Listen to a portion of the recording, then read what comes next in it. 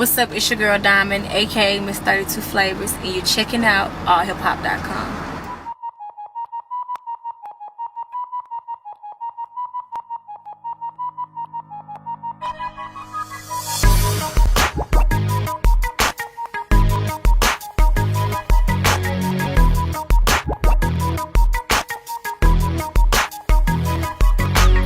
Yeah, I must say, like, I have grown into being a solo artist, but I must say the main thing that I kind of miss about being in a group is when I'm on tour. Like, I'm on tour Thursday through Sunday every weekend, and, you know, performing certain songs that my group members and things that we've created together, and the energy, you know, it's just different to look to my left and look to my right and see that those certain people aren't there anymore, you know.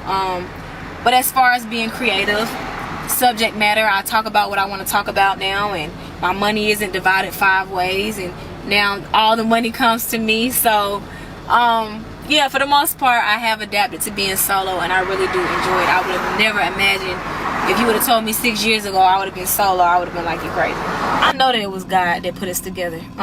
So it's so hard being in a group.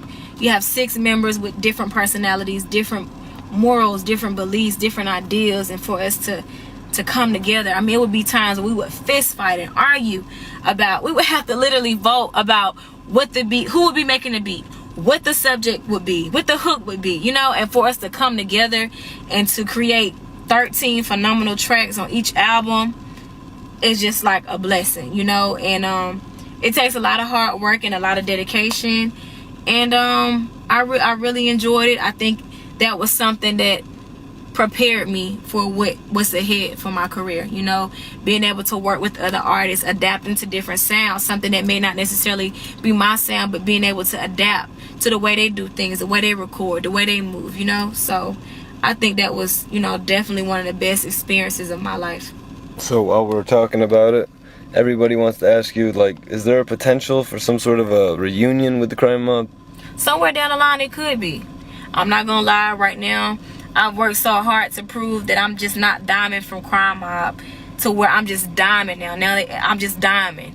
It used to be Diamond from Crime Mob, now it's Diamond, and I have so many people rooting for me. My hometown, Atlanta, it's just so many chicks that look up to me that I'm the voice for, and I just feel like it's only right for me to come through and deliver with the album. Once I've accomplished and fell through with an album, then maybe, yeah, you know, somewhere down the line. But as of now, my main focus is just following through with something that I started 3 and 4 years ago.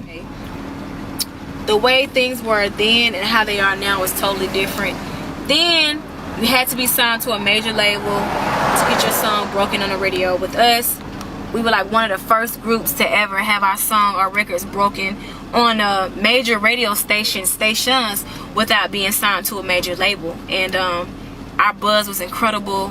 We burnt CDs to our friends of friends, from colleges to high schools, and that's what created the down south worldwide buzz that then allowed the radio station to come to us and ask us for our records, which then allowed us to get a deal.